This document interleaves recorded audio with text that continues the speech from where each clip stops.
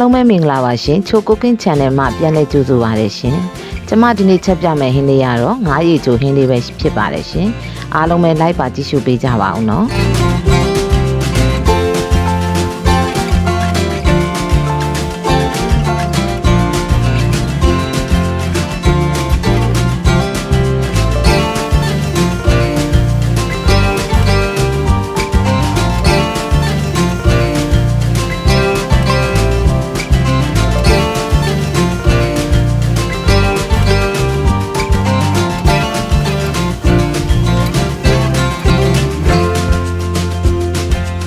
အရင်ဦးဆုံးအိုးပူလာပြီဆိုရင်တော့ကျမစီအရင်ဆုံးစထည့်ပါမယ်ရှင်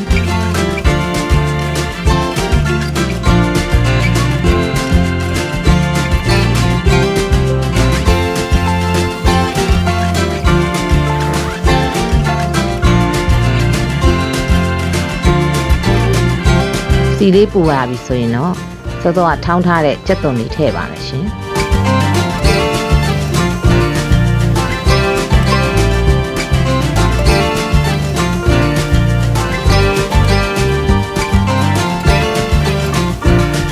ပြီးရင်တော့စနွေးမှုတ်ထည့်ပါမယ်ရှင်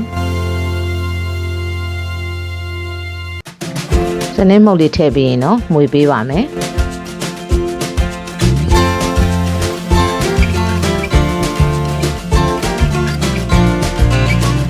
နည်းနည်းလေးမှုေပြီးပြီဆိုရင်တော့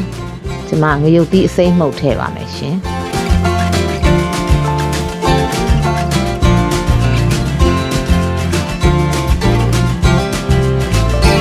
ပြီးရင်တော့စီကိုကျမကြက်နေအောင်တတ်ပါတယ်ဟင်းချက်တဲ့အခါမှာစီကိုကြက်အောင်တတ်ဖို့အရေးကြီးပါတယ်ရှင်ဒါမှသာဟင်းကပိုပြီးတော့စားလို့ကောင်းပါတယ်ရှင်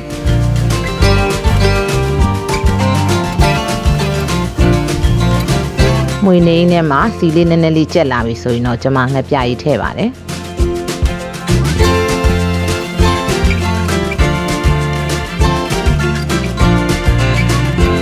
ချိုးမှုတ်လေးထည့်ပါမယ်ရှင်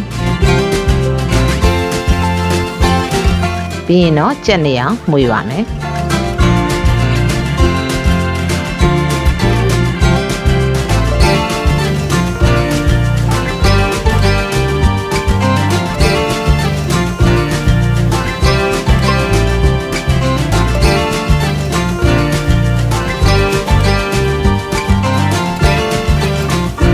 စီတက်တာကျက်သွားပြီဆိုရင်တော့စောစောကအရသာနယ်ထားတဲ့ငါးကိုထည့်ပါမယ်ရှင်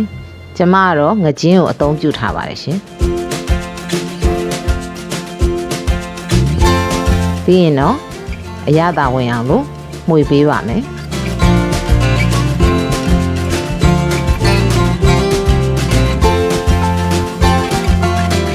နည်းနည်းကြာကြာလေးမှုေပေးပါမယ်ရှင်ဒါမှသာအရသာပိုကောင်းပါပါ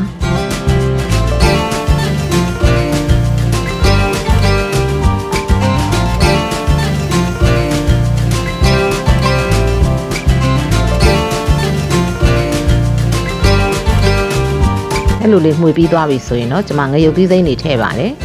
ငရုတ်သီးစိမ်းရဟင်းရဲ့အနံ့ကိုပို့ပြီးတော့မှုေးစေပါတယ်ရှင်ငရုတ်သီးစိမ်းလေးတို့ထည့်တဲ့အခါမှာကျွန်မချမ်းပြီးတော့ထည့်ပါတယ်ရှင်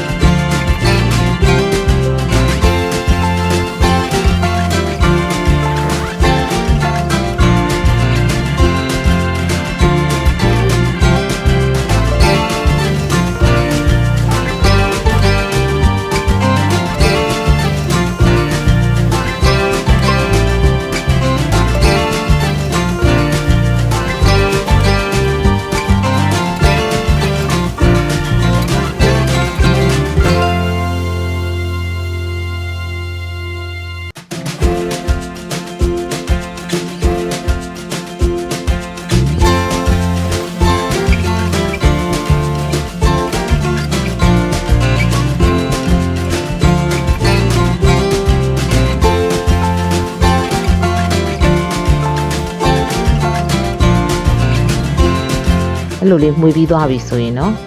ကျမရေထည့်ပါမယ်ရှင်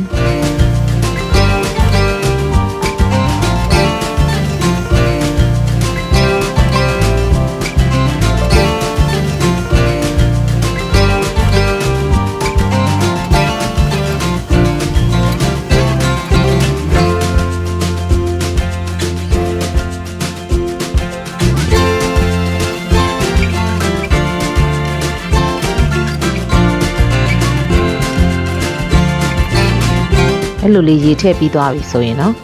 ကျမဟင်းအိုးကိုစူအောင်အတွက်အဖုံးဖုံးပါမယ်ရှင်ဟင်းအိုးလေးစူလာပြီဆိုရင်နော်အဖုံးလေးဖွင့်ပြီးတော့မှွေပေးပါမယ်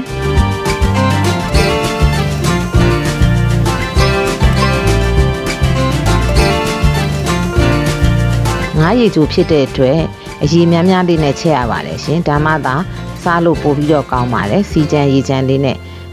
ကျန်းမာရေးအတွက်လည်းကောင်းပါပါတယ်ရှင်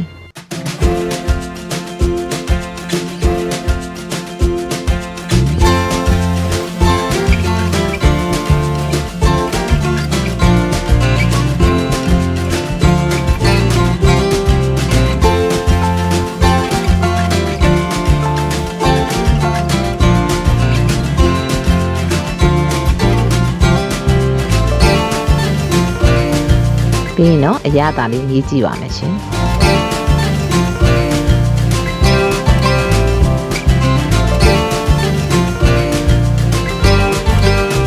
ရေလေးနည်းနည်းလေးထပ်ထည့်ပါမယ်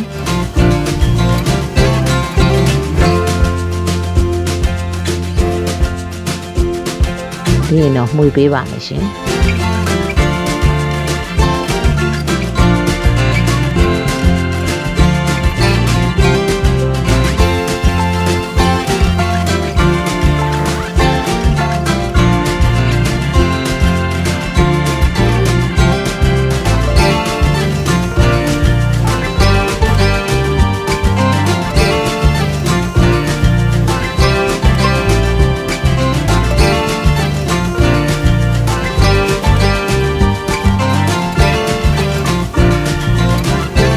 ပြီးရင်ကျမအရသာထပ်မြည်ပါတယ်ရှင်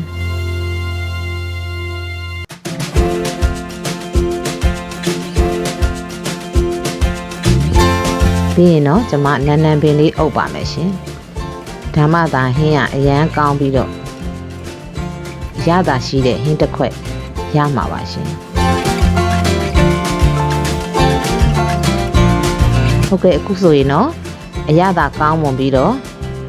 သမင်းစားလို့မိန်နဲ့ငါးရေချိုဟင်းလေးတစ်ခွက်ရပါပြီရှင်